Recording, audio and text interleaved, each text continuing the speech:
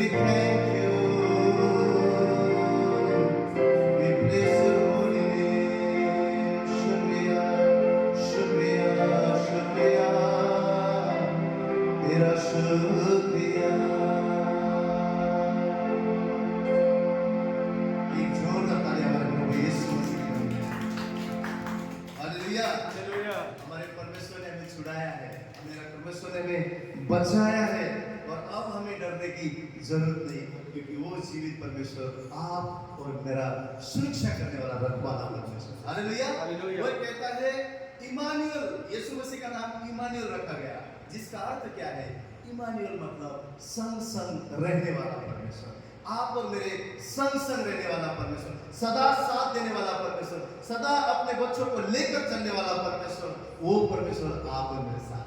वो कहता है संसार तुम्हें छोड़ सकता है, संसार के लोग तुम्हें छोड़ सकते हैं, अपने लोग छोड़ सकते हैं, परंतु मैं संसार के अंत तक तुम्हारे साथ रहूंगा. यह हमारा परमेश्वर का वादा है. हालेलुया.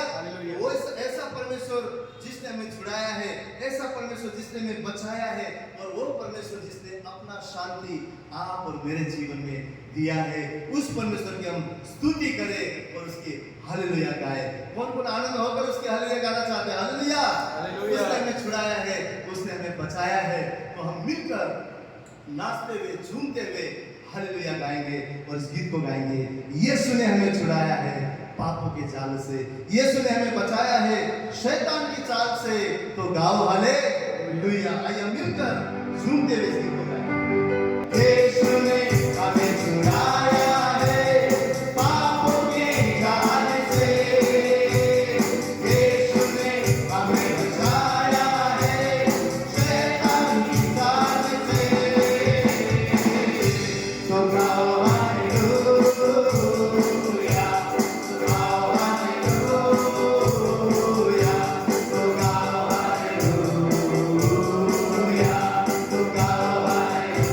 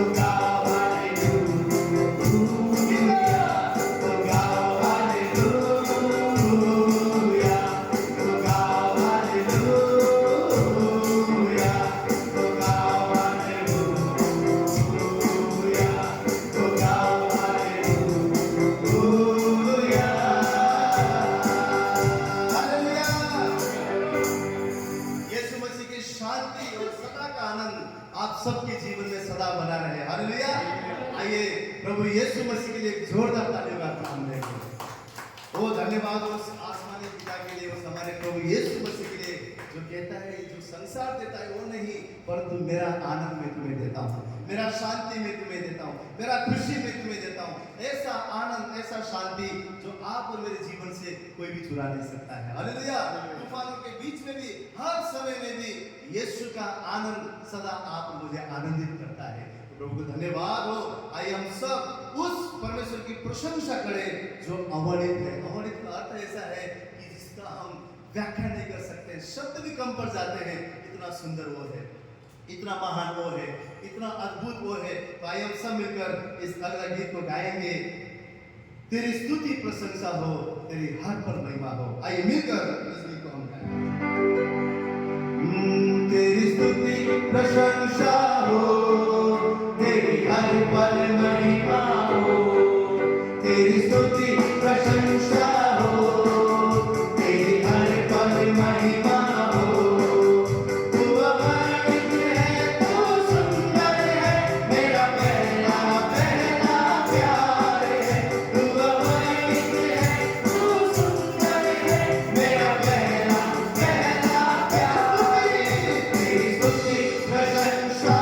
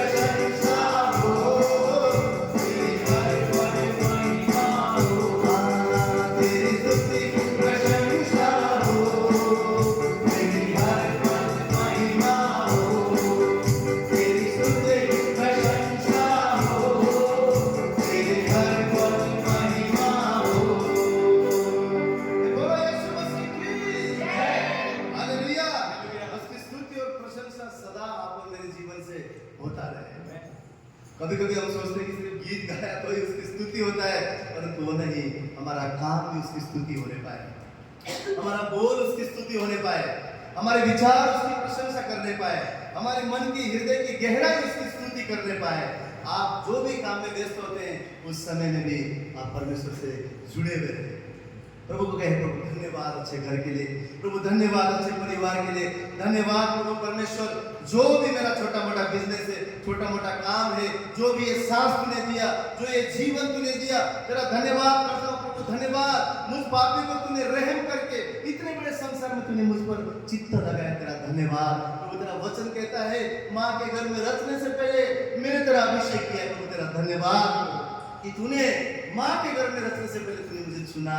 वो धन्यवाद करता हूँ कि अपने समय पर तेरे भवन में मुझे लेकर आया। हर एक बातों के लिए जब हम उस खुदा को धन्यवाद करते हैं, वो हमारे जीवन से प्रसन्न होता है, क्योंकि परमेश्वर ने आपको मुझे इसलिए बनाया ताकि हमारे जीवन के द्वारा उसकी स्तुति और प्रशंसा होता रहे। हालेलुया।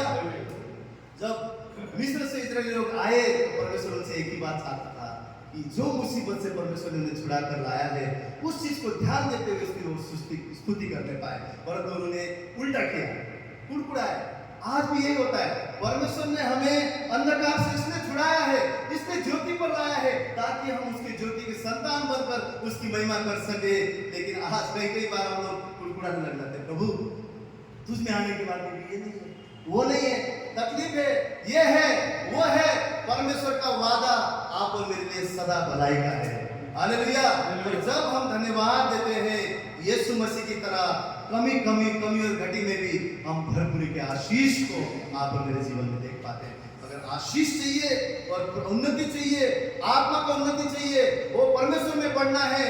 हर एक बातों के लिए जो परमेश्वर ने दिया है, और जो भी बातें हमारे जीवन में कम क्यों ना हो हमारे नजर में, उस बातों के लिए भी परमेश्वर को धन्यवाद देना है। जब हम धन्यवाद हृदय परमेश्वर के लिए रखते हैं, परमेश्वर नए नए द्वारों को आप और मेरे लिए खोलता है।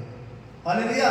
परमेश्वर चाहता है कि हम उसका धन्यवाद करें और ताकि उसके आत्मा से सदा हम भरते जाएं और उसमें हम नई उड़ान को भरते रहें, उसमें हम मजबूत बनते जाएं। जब हम परमेश्वर को हर समय धन्यवाद करते हैं तो ये जताते हैं कि हमारा परमेश्वर सदा भला है, सदा भला है, हर बात को भलाई के लिए करता है। कुछ भी मेरे जीवन में क्यों ना हो, वो मिलकर भलाई ही बुलाने वाला है। जब हम धन्यवाद करते हैं तो ये जताते हैं कि हमारा पिता भला है, हमारा यीशु भला है, हमारा पवित्र आत्मा भला है। हालेलुया। तो आइए ऐसे परमेश्वर जिसने अपने आप को शून्य कर दिया, अपने आप को खाली कर दिया, स्वर्ग की महिमा को छोड़कर आप और मुझे ढूंढते हुए इस संसार में यीशु मसीह आया, उस परमेश्वर की हम तारीफ करें। उसे कहे प्रभु तेरा राज जैसे स्वर्ग में है, आज इस धरती पर हमारे जीवन पर पड़े पाए। आज तो हमारा राजा, आज तो हमारा प्रभु हम पर तेरी प्रभुता आने पाए। आइए हम सब मिलकर इस गीत को गाएं, तू राज कर।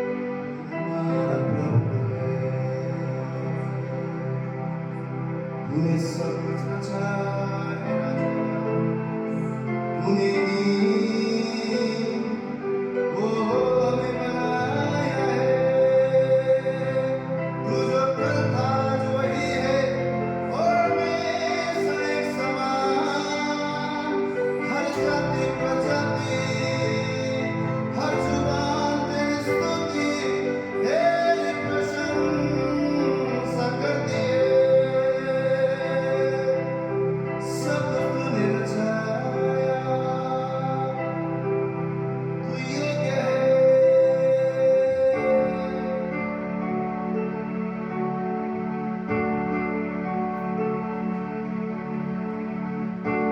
कुछ है तुझ में, तुझसे तेरे लिए।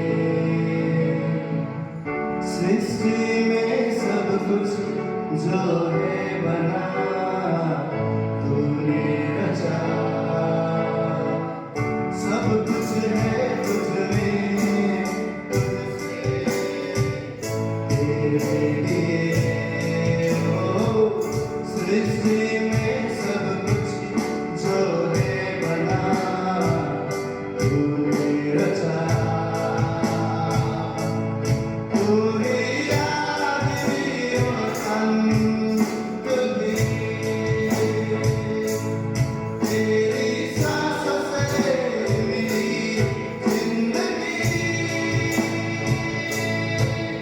तू योग्य है, पवित्र है, सबसे महान है। तू श्रेष्ठ है, अनंत है और खूबसूरत है। तू योग्य है, पवित्र है, सबसे महान है। तू श्रेष्ठ है, अनंत है और खूबसूरत है। हम जो है तुझ में, तुझसे तेरे लिए। ओ चरणों में तेरे अब हम रहें, सजदा करें। हम जो है तुझ में, तुझसे तेरे लिए। राजा चरणों में तेरे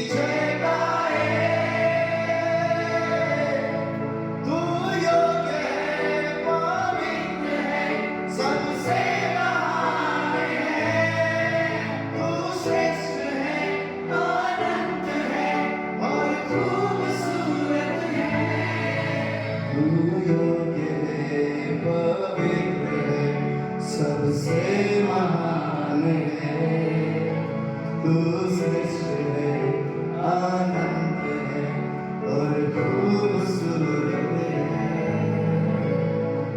तू योग्य है, तू श्रेष्ठ है, तू महान है, तू सदा का राजा है, तू पवित्र है, तू अनोखा वध किया हुआ मेमना पवित्र है, तू जो कल था, तू जो आज है,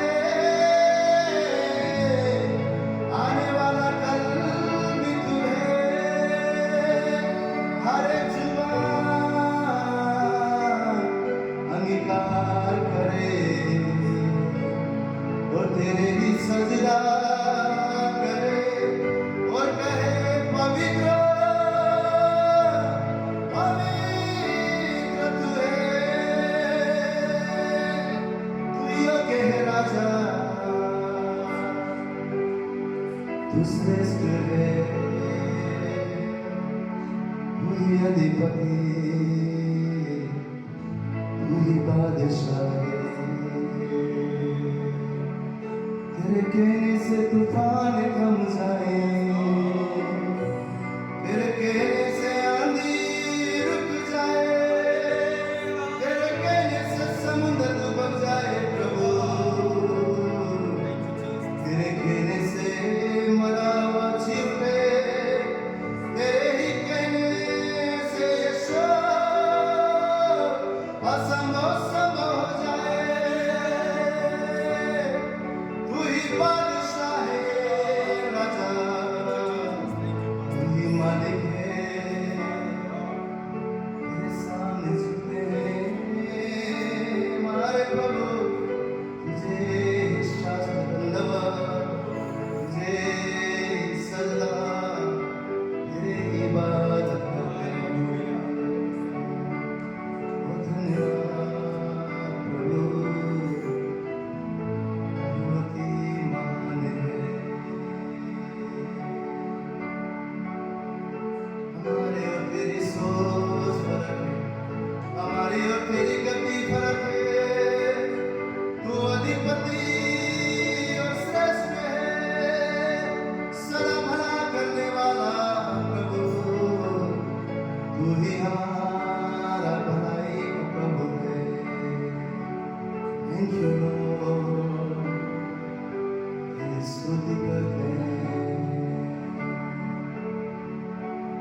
तू जो कल था आज वही है और हमेशा रहेगा एक समान, अब हर जाति और प्रजाति, हर एक जुबान बस तेरी जय गाए, तेरी जय गाए।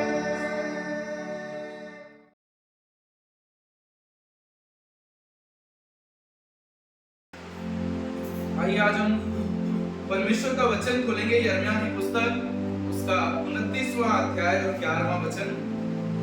यिर्मयाह 29:11।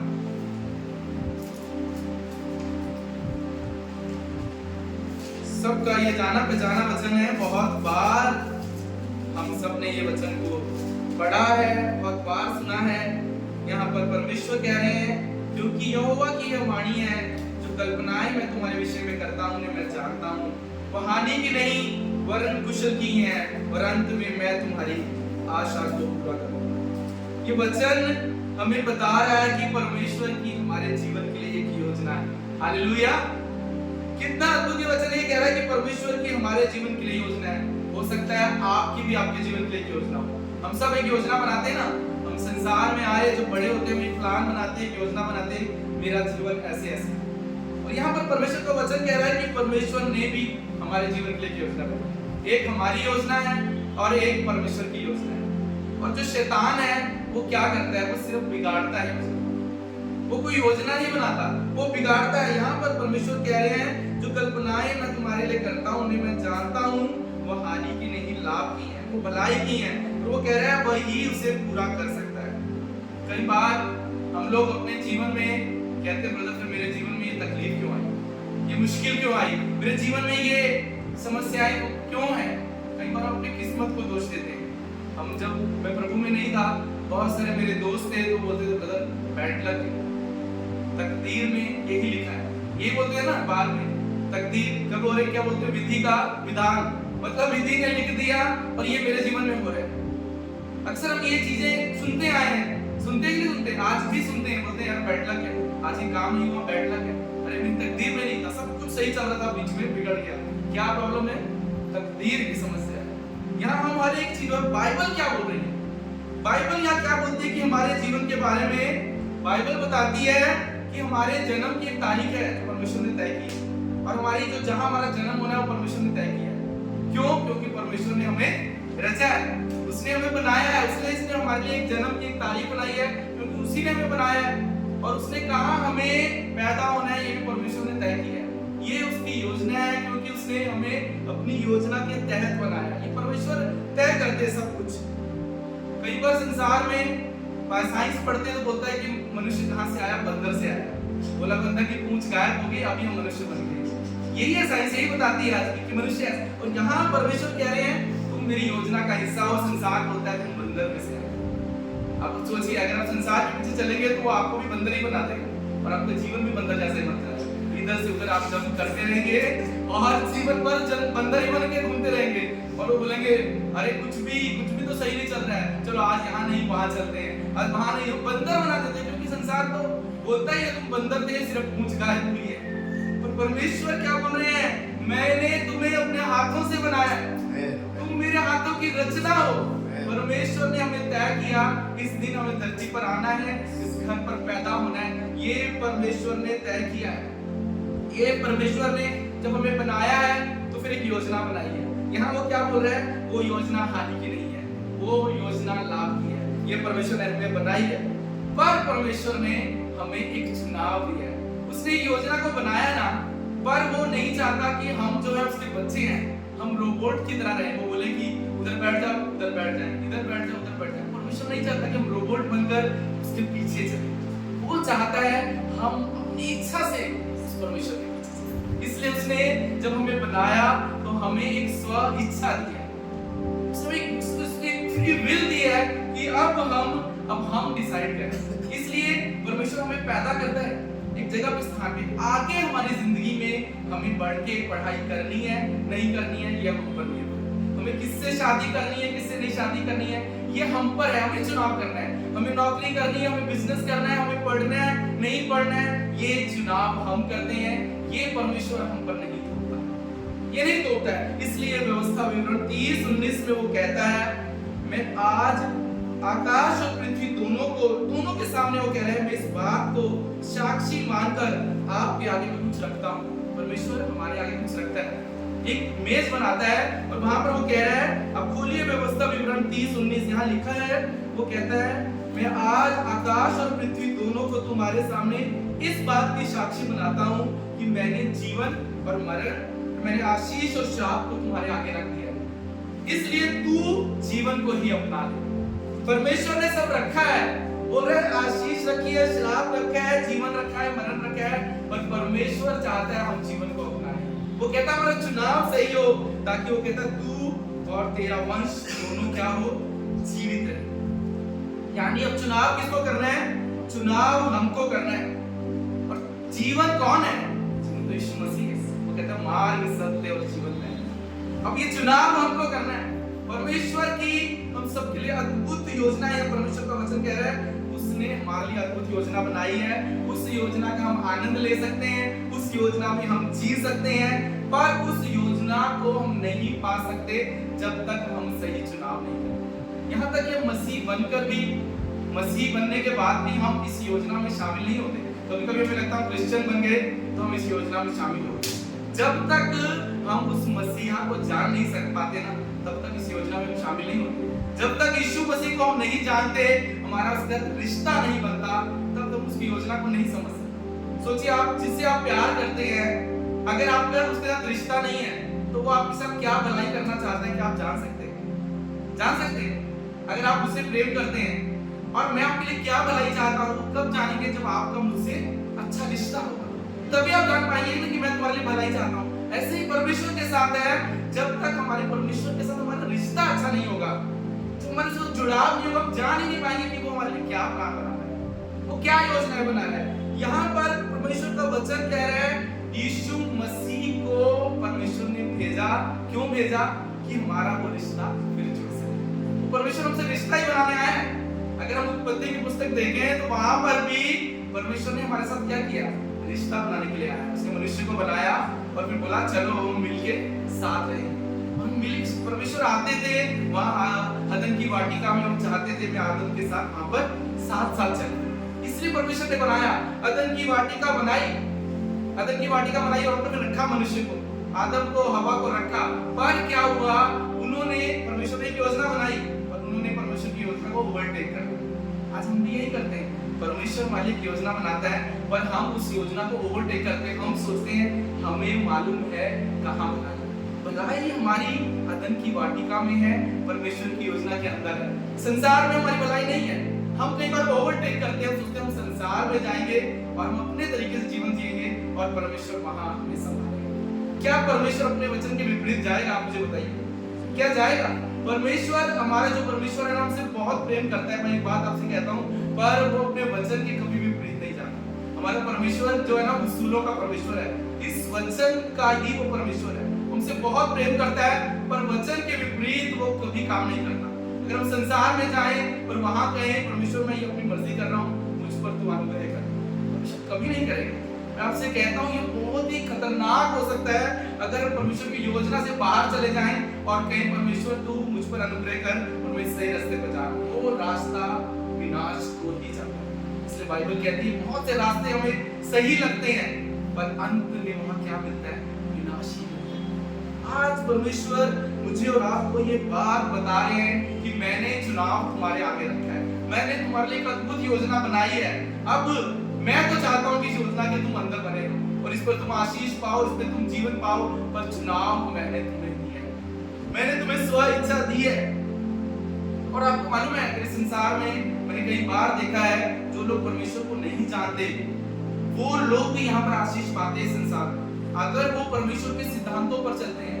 मैंने खुद देखा है, हम सब जानते हैं, अगर इस संसार में लोग सही प्रिंसिपल पे चलते हैं ना, अगर सच्चाई से चलते हैं, अगर वो ईमानदारी से चलते हैं, अगर उनको पता है कि उनकी जुबान को उनको कैसे नियंत्रण में रखना है, अगर उनको पता है कि कैसे रिश्ते अच्छे बनाने हैं, उनको पता है कि हमें मेहनत करनी है, आज भी बिना परमेश्वर को जाने हुए भी वो ऊंचाइयों पर पहुंच सकते हैं, क्योंकि वो यीशु को नहीं जानते पर इसके सिद्धांतों पर चलते हैं। और सोचिए वो भी सब कुछ पा सकते हैं। हाँ, वो स्वर्ग नहीं जा सकते क्योंकि स्वर्ग तो हमारे परमेश्वर ने बनाया है और वहां पर जब तक यीशु मसीह को हम नहीं अपनाते हम स्वर्ग नहीं जा सकते। तो इस धरती पर इन बाइबल के सिद्धांतों को, यीशु मसीह को नहीं जाने हुए बिना भी जो लोग उन पर चलते हैं वो यहाँ पर भी उस सुख का जीवन जीते हैं, चाहे वो जीवन छोटा होता है। कई बार हम यीशु ने हमारे जीवन में सब कुछ बना के रखा है। वो कह रहा है मैं आज चाहता हूं कि तुम जीवन को चुन लो। जीवन कहां मिलेगा? यीशु कह रहे हैं मैं कहां मिलता हूं? यीशु संसार में मिलते हैं? यीशु ना अपने भवन में मिलते हैं। यीशु जहां वो, जब उनके एक बार क्या हुआ, यीशु अपने माँ बाप के साथ जा रहे थे, यात्रा पे जा रहे थे, छोटे थे यीशु, और जाते जाते जाते उनके माँ बाप इतने बिजी हो गए, हम भी कई बार ऐसे करते हैं, यीशु पीछे रह गए और माँ बाप आगे चले गए। बहुत आगे जाने के बाद वो ढूंढते यीशु कहाँ है, यीशु कहाँ है, यीशु कहाँ है, यीशु नहीं मिलता। उनको परेशान हो जाते हैं, यात्रियों से पूछते हैं बस में जिस गाड़ी में जा रहे थे यीशु को देखा है किसी ने यीशु को देखा है? कहते हमें नहीं पता। बहुत परेशान हो जाते हैं, फिर वापस आते हैं ढूंढते हुए, देखते हैं यीशु तो मंदिर में, और उससे पूछते हैं यीशु अरे तुमने ऐसा क्यों किया, तुम यहाँ क्या कर रहे हो? बोलते मैं तो सही जगह पे, मैं तो यही मिलता हूँ, हमारा परमेश्वर संसार में नहीं मिलेगा, हम ढूंढेंगे। कई बार हम उनके माँ बाप ने जो किया हम यही करते हैं, यीशु को ओवरटेक कर जाते हैं, संसार में चले जाते हैं। और यीशु कहता है मैं तो अपने भवन में ही मिलता हूँ, संसार में यीशु कभी नहीं मिलेगा और वहां हमारी कोई योजना पूरी नहीं होगी। वो योजना जो हमें सही लग रही है वो हमारे जीवन में विनाश को ही लेकर आएगी। आज परमेश्वर कह रहे हैं मैं अपने मंदिर में मिलता हूँ, मैं अपने भवन में मिलता हूँ। क्या हमारे जीवन में हम परमेश्वर को हम वो खोजी जो परमेश्वर चाहता है कि हम उसकी उपस्थिति में बैठना चाहते हैं? कितने लोग आज मैं आपसे सच में पूछता हूँ क्या चाहते हैं कि परमेश्वर की योजना आपके जीवन में पूरी? पर कितने लोग इस योजना के रास्तों के लिए यीशु के पास जाते हैं? कितने लोग सुबह उठकर परमेश्वर से पूछते हैं प्रभु अब मुझे बता मैंने क्या करना है? कितने लोग उसकी उपस्थिति में बैठना पसंद करते हैं? कितने लोग इस वचन को सुबह इस पर मनन करते हैं प्रभु मुझसे बात कर। वो कहते हैं मैं अपने वचन के द्वारा बात करता हूँ। क्या हम बात चाहते हैं बैठे बात करें? वो कहता है मैं अपने भवन में रहता हूँ। कितने लोगों के लिए जीवन में ये प्रायोरिटी रहती है कि कुछ भी दुनिया में हो जाए मैं परमेश्वर के भवन में जाना नहीं छोड़ूंगा। दाऊद कहता है वहां जाना मेरे लिए इससे उत्तम कोई बात नहीं है। क्या हमारे अंदर ये चाह है? कितने लोग मैं आपसे कहता हूं अगर हम ये परमेश्वर की बात को नहीं समझेंगे हमारा जीवन हमेशा गनगन में रहेगा। तो मन करते हैं ब्रदर बहुत गनगन है, बहुत गड़बड़ी है, बहुत हमेशा गनगन रहती है, कुछ भी हो गनगन ही रहेगी क्योंकि हम तो ट्रैक ही गलत पर चल रहे हैं। हम तो उस रास्ते को ही गलत पकड़ा हुआ है। वो रास्ते में यीशु मिलेगा ही नहीं। यीशु तो कहता है मैं अपनी राहों पर मिलता हूँ और वो वहां मिलता है। वो कहता है इसको जो ढूंढते हैं वहां पर वो मुझे पाते हैं। आज परमेश्वर उससे राम से कह रहे हैं कि मेरी योजना के अंदर आ जाओ। याद रखो दो योजनाएं हैं, एक आपने बनाई है और एक परमेश्वर ने बनाई है। और कभी कभी क्या होगा हो सकता है ये दोनों योजनाएं आपस में टकरा भी जाए। आपने प्लान किया अरे ऐसे ऐसे ऐसे सब कुछ मेरे को जीना है, अचानक सब कुछ बदल गया। आप कहेंगे ब्रदर ये कैसे हुआ? मैं तो ऐसे ऐसे चाहता था, मैं बड़ा हूँ, मैं पढ़ूं, मैं नौकरी करूं और मेरी जिंदगी ऐसे हो। अचानक बीच में ऐसा मोड़ आया और सब कुछ बदल गया। आपको मैं एक बाइबल का परफेक्ट एग्जांपल बताता हूँ। बाइबल में एक लड़की है और वो बहुत ही परमेश्वर को भय मानने वाली एक लड़की और उसकी एक एंगेजमेंट हो जाती है एक आदमी के साथ। बहुत खुश है, अरे मेरी एंगेजमेंट हो गई, अब तो मेरी शादी होने वाली है, अब मैं यहाँ से शादी के बाद जाऊंगी, एक अच्छी जिंदगी जीऊंगी, फिर मेरा परिवार होगा, मेरे बच्चे होंगे। वो ऐसे करके प्लान बनाती है और अचानक बाइबल कहती है वहां स्वर्गदूत आता है और उससे कहता है कि तुझ पर प्रभु का अनुग्रह हुआ है। वो कहता है तुझ पर प्रभु का अनुग्रह हुआ है और अब वो क्या बोलता है स्वर्गदूत कि तुझ पर प्रभु का अनुग्रह हुआ है, तू गर्भवती होगी, तेरे पुत्र उत्पन्न होगा, तो उसका नाम यीशु रखना। कह रही हूँ अरे परमेश्वर मैंने तो एकदम नॉर्मल योजना, इतनी खुश थी, एंगेजमेंट हुई है, मेरी शादी होने वाली है और सबका ये प्लान होता है अब मेरी आगे गृहस्थी होगी, मेरा बच्चा होगा, ये कैसा अभिवादन है, ये कैसा अनुग्रह है? अरे कि मैं तो अभी मेरी शादी नहीं हो रहा, यहाँ स्वर्गदूत बोल रहा है कि तेरे एक पुत्र उत्पन्न होगा, तू उसका नाम यीशु रखना। मैं तो नॉर्मल जीवन जीना है, ये बच्चा कहाँ से बीच में आ गया मेरे सपने के बीच में? मैं आपसे कहता हूँ कभी कभी ना हमारी जीवन की योजना परमेश्वर की योजना आमने सामने हो जाए। वो परमेश्वर आपके जीवन में एक सपने का बीज डालेगा। एक दिन वो परमेश्वर आपसे कहेगा मैं तुझे यहाँ लेकर जाना चाहता हूँ। वो ना सपने दिखाने वाला उनको पूरा करने वाला कहेगा ये एक सपना मैंने तुम्हें दिखा के, बोलेगा नहीं ये सपना तो पूरा ही नहीं हो सकता, कैसे होगा, इतनी मुश्किल आएगी, मैं तो काबिल नहीं हूँ, मैं तो योग्य नहीं। वो कहेगा नहीं तुझे ही चेयर पर बैठना है, वो कहेगा नहीं तुझे ही बस चलानी है, वो कहेगा नहीं तुझे ही आगे बढ़ना है, वो कहेगा नहीं मैंने तेरे लिए प्लान बनाया कि यहाँ जा, मैं इसको पूरा करूंगा। यहाँ पर हम देखते हैं वो कहता है कि वहाँ क्या बोलती है वो बोलता है कि तेरे लिए परमेश्वर की योजना तुझ पर अनुग्रह हुआ है। कभी कभी परमेश्वर अपने सपने तुम्हें दिखाकर अनुग्रह के द्वारा तुम्हारे अंदर से गर्भ धारण कराएगा। पर जब ये आप पर है, आप कहते हैं प्रभु मेरे जीवन में तेरे वचन के अनुसार वो बीज वहां बोया जाएगा, बीज बोया जाएगा और एक दिन वो सपना पूरा होगा। यीशु मसीह सिर्फ गर्भ में नहीं रहे, बाइबल कहती है एक दिन वो जन्मने का समय आया, एक दिन यीशु मसीह दुनिया में आए और जब यीशु मसीह दुनिया में आए तो उनको जहां जन्म होना था ना जगह नहीं थी। कभी कभी आपके सपने को पूरा करने के लिए शैतान ऐसा षड्यंत्र रचेगा, बोलेगा कि ये सपना तुम्हारे जीवन में कभी पूरा नहीं होगा, तुम उस मंजिल तक कभी नहीं पहुंचोगे। पर मैं आपसे कहता हूँ जो सपना परमेश्वर दिखाता है, जो योजना परमेश्वर बनाता है, वो तो कोई इसको जगह देना नहीं पर परमेश्वर उसे पूरा कर देगा। कोई जगह नहीं दे, यीशु को सराय में जगह नहीं, पर गौशाला में जगह मिली। यीशु का जन्म हुआ इस धरती पर, और आज यीशु का जन्म भी इसी कारण हुआ है कि वो चाहता है कि हमारा जो रिश्ता है उस पिता से वापस हो। ये कारण यीशु इस धरती पर आया। आने का सिर्फ एक कारण है, जो हमारे परमेश्वर की योजना से अलग हो गए थे ना, आदम और हव्वा, वापस उस योजना में हमारे यीशु के आने का एक ही कारण है कि हम परमेश्वर की योजना में शामिल हो सके।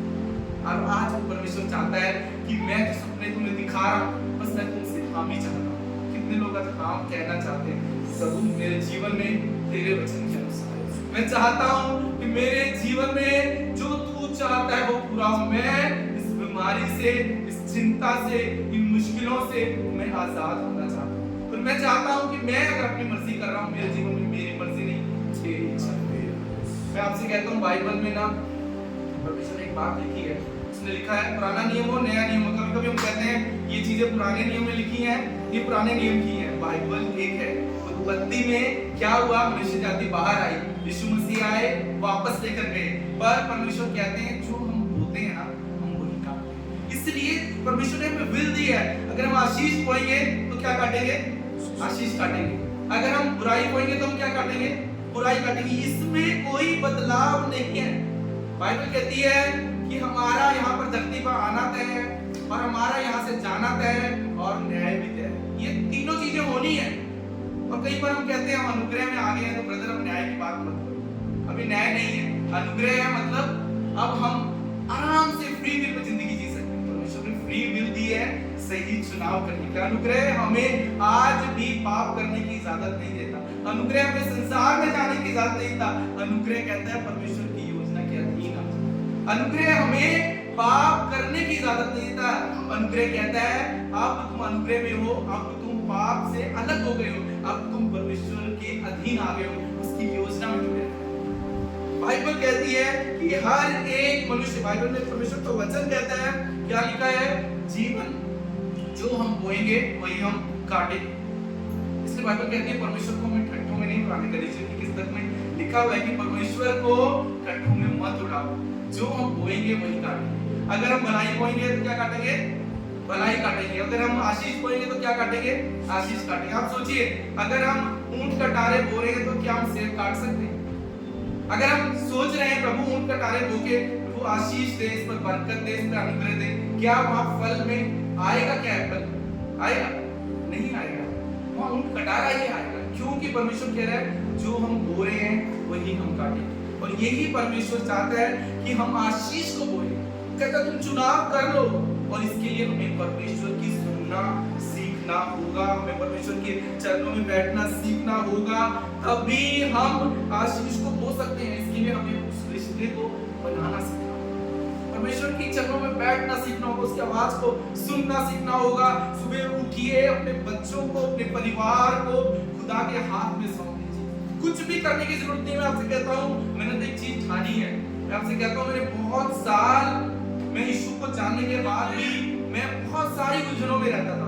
पर मैंने जिस दिन ये चीज सीखी ना कि परमेश्वर कहते हैं अगर तू मुझ पे बना है और मेरा वचन तुझ पे बना है, जो तू कुछ मांगे वो पूरा हो जाएगा। पहले मुझे लगता था ये नॉर्मल सी चीज है, अरे परमेश्वर के वचन में बने रहना मतलब परमेश्वर का वचन सुना, वचन हमें बन गया। पर मैंने जिस दिन ये जाना यार फिर भी इतनी उलझने हैं, फिर भी इतना मैं बोझ लेता हूँ। फिर परमेश्वर ने मुझे सिखाया, अगर तू मेरे पास बैठेगा, मेरी संगति में रहेगा, तब तू जान पाएगा कि तू व्यर्थ के बोझों को लेकर चलता है। फिर मैंने बोझ परमेश्वर को देने शुरू किया, और आज मैं इतने सुकून में लेता हूँ। आज इतनी मुश्किलें आती हैं, चैलेंजेस आते हैं, हम कहते हैं परमेश्वर है वो सब कुछ है।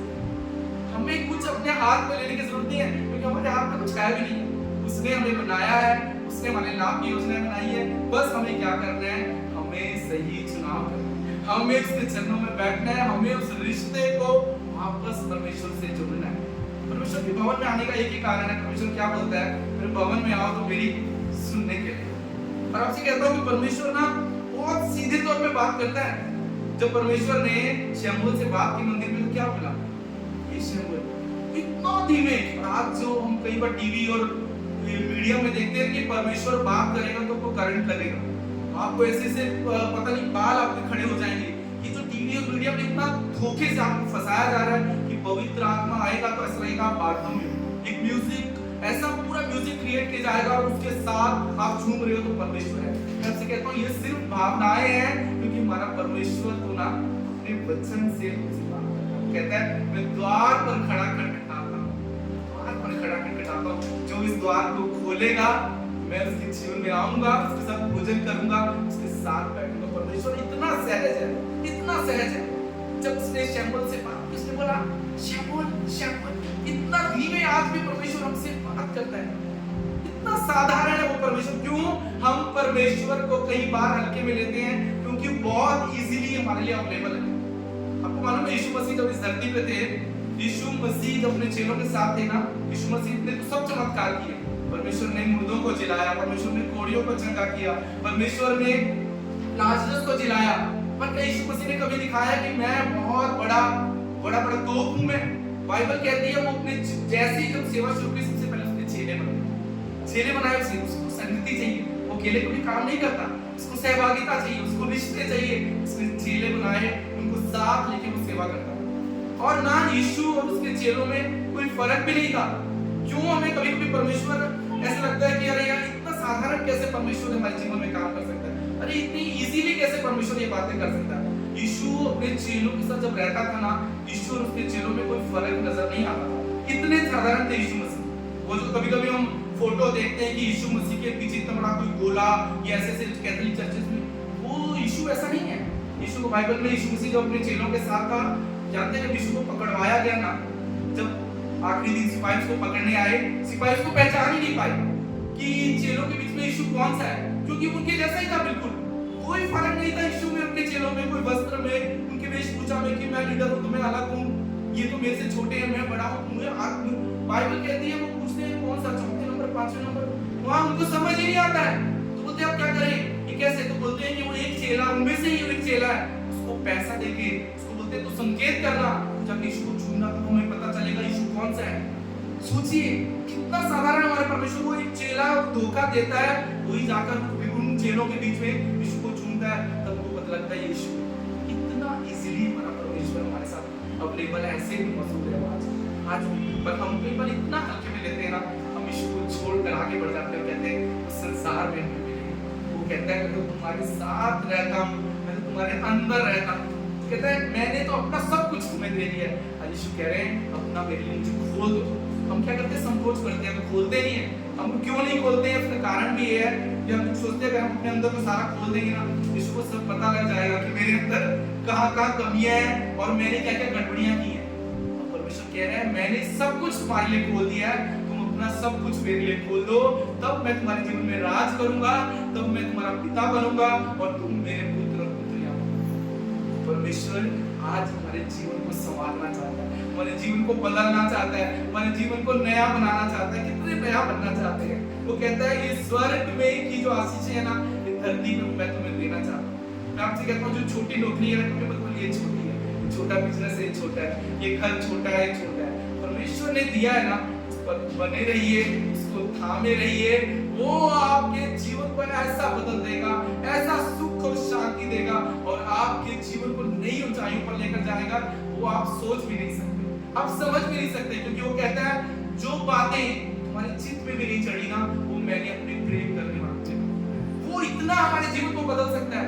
रोमियो की पुस्तक उसका जो वचन है 8वां वचन और 28वां 8वां अध्याय और 28वां वचन, ये वचन हम सब जानते हैं, पर मैंने ये वचन बाइबल का सबसे बड़ा वायदा है। रोमियो 8:28 बाइबल का सबसे बड़ा ये वायदा है। यहाँ पर लिखा है, यहाँ परमेश्वर का वचन क्या बोल रहा है? हम जानते हैं कि जो लोग परमेश्वर से प्रेम रखते हैं उनके लिए सब बातें मिलकर भलाई उत्पन्न करती हैं, जो उसकी इच्छा के अनुसार बनाए गए हैं।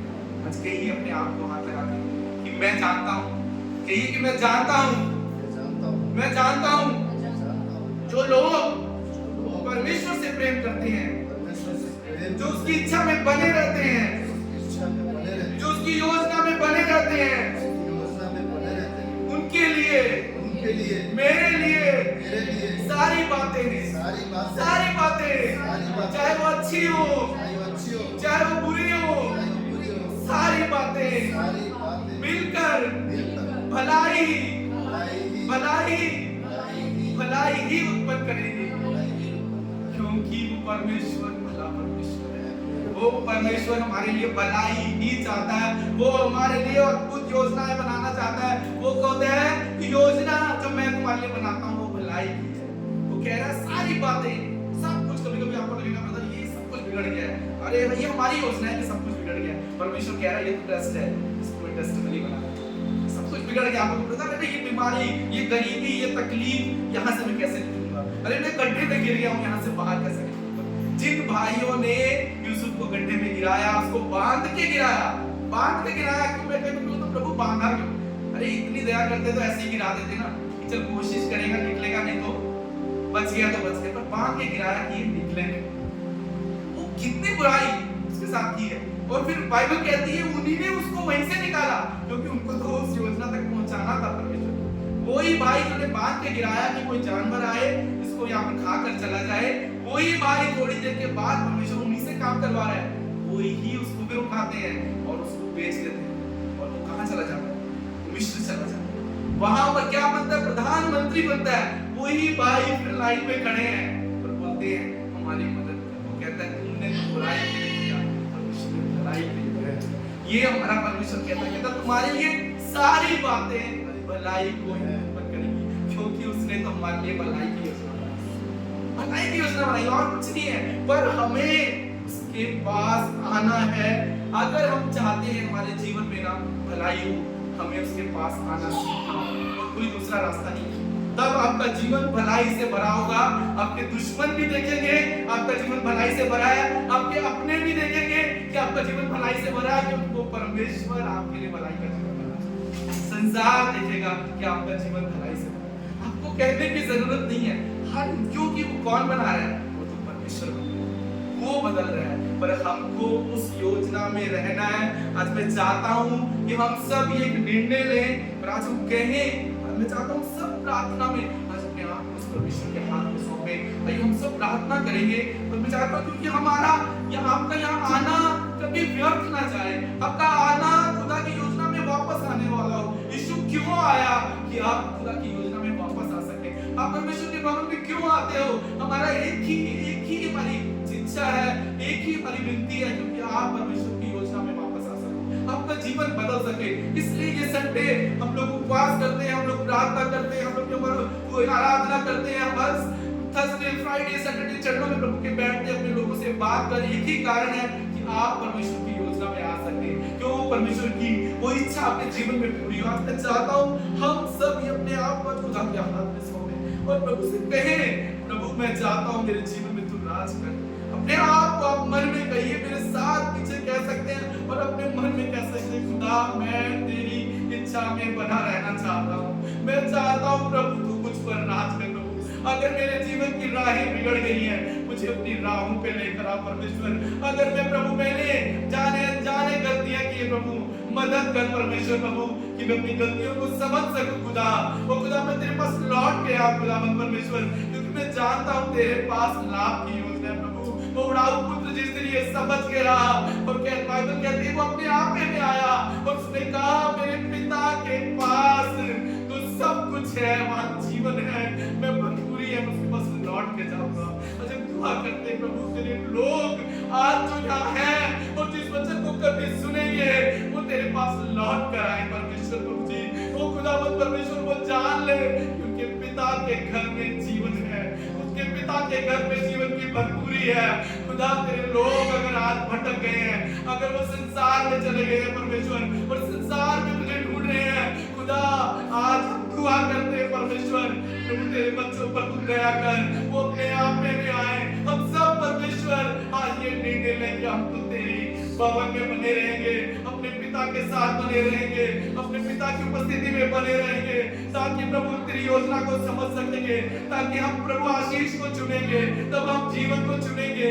खुदावंद प्रभु हम जानते हैं तब हम और हमारे घराने में आशीष और बरकत होती रहेगी परमेश्वर, क्योंकि हम जानते हैं परमेश्वर तेरा ये वायदा है। आज हम कहते हैं प्रभु रोमियो 8:28 का हम हिस्सा हैं, ये वायदा हमारे लिए है, इसमें हमारा नाम लिखा हुआ है खुदा कि हमारे लिए तो सारी बातें चाहे वो सही हो चाहे वो गलत हो, किसी ने हमारे साथ बुराई की, किसी ने हमारा अपमान किया, मैरी ने प्रभु खेल किया, शैतान ने जाल बिछाया, हमें गड्ढे में गिराया, पर हम जानते हैं जो तुझसे प्रेम करते हैं, जो तुझे थामे हुए हैं, जो तेरी इच्छा में बने हुए हैं, जो तेरी योजना में बने हुए हैं, उनके लिए सारी बातें मिलकर भलाई ही उत्पन्न करेगी, सारी बातें भलाई उत्पन्न करेगी, क्योंकि हम तेरी योजना में हैं, हम तेरी इच्छा में हैं।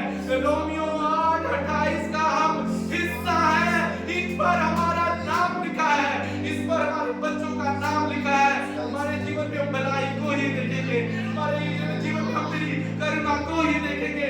करुणा और भलाई हम पर, हमारी पीढ़ियों पर सदा सदा सदा होती रहेगी, और जीवन भर हम तेरी भलाई को देखेंगे। आज हम कहते हैं प्रभु, आज हम निर्णय लेते हैं, हम जीवन को चुनते हैं परमेश्वर, क्योंकि तू जीवन है, तू ही मार्ग है, तू ही सत्य है परमेश्वर। हम पर राज कर। आज हम कहते हैं हम पर, हमारे जीवन में हमारी नहीं तेरी इच्छा पूरी हो परमेश्वर। हम पर राज कर खुदा, पर राज कर। आज हम तेरे हाथ में खुद को सौंप देते हैं, हम समर्पित करते हैं परमेश्वर प्रभु, कि हम नहीं, हम में तू राज करे प्रभु। आज हम अपने आप को उस क्रूस पर चढ़ाते हैं, अपने शरीरों को जीवते तेरी वेदी पर चढ़ाते हैं खुदा, और हम दुआ करते हैं परमेश्वर, आज हम जीवित हैं सिर्फ विश्वास से जीवित है, जो हमने यीशु मसीह पर किया, और जीवन भर तुझे थामे रहेंगे, और तेरी अगुवाई में चलते रहेंगे, और तेरी महान योजना को इस धरती पर अपने जीवन में पूरा होता हुआ देखेंगे परमेश्वर। कहते हैं प्रभु, हमारे लिए इस धरती पर जीना मसीह वो लाभ है परमेश्वर, वो लाभ है, और एक दिन जब हम इस धरती को छोड़ेंगे, अनंत जीवन में प्रवेश करेंगे। शुक्रिया अदा करते प्रभु, आज भी तुझे लोगों से बात करता है प्रभु, तू चाहता है लौट के आ जा मेरे लोग। अच्छा दुआ करते प्रभु, हम तेरे होकर जीना चाहते हैं, तेरी अगुवाई में, कि हम जानते हैं हम तेरे संग, हम तेरे संग, हम तेरे संग जीवन से बढ़कर। धन्यवाद, सारी महिमा आपको देते प्रभु। इस प्रार्थना को यीशु के सामर्थ्य नाम से